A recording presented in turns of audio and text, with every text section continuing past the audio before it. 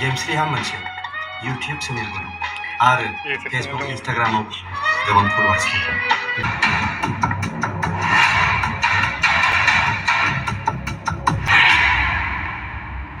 Hello everyone खुलुमबाय आरो नोंथांमोनखौ बयखौबो गिबियावनो एबाउट बड' सेलिब्रिटीज इउट्यूब चेनेलावहाय बरायग्रोनानै लाग्रोनाय जाबाय। ओमफ्राय लोगोफोर नोंथांमोनाथ' बे भिडिअनि टाइटेल थाम्बनेल आरो इन्ट्र'खौनो नायनानै एसेबाबो मिथिखाबाय जानांगौ बे भिडिअ मानि बागै जागोन। स' लोगोफोर दिनै 30 आगस्ट एबा बर'नि मुंदांखा फावखुंगुर लोगोसेनो डाइरेक्टर रबि नार्जारि बिथांनि स्ट'रि स्क्रिप्ट आरो डाइरेक्सन होनायाव दिहुनजानाय थैसोम 2 आबुं बर' सावथुनखौ दाब जायगा एबा सिनेमा हलावहाय दिन्थिफुंदों। स' लोगोफोर आंबो क'क्राझारनि गल्ड डिजिटेल सिनेमा हलावहाय थांनानै नायदोंमोन। ओमफ्राय लोगोफोर आंथ' थैसोम 2 आबुं बर' सावथुनखौ नायनानै जोबोद मोजांबो मोनदों मानोना बेवहाय माखासे समाजारि आरो न'खरनि जाथायफोरखौ लानानै बे सावथुनखौ दिहुनदों एबा बे सावथुनाव दिन्थिदों।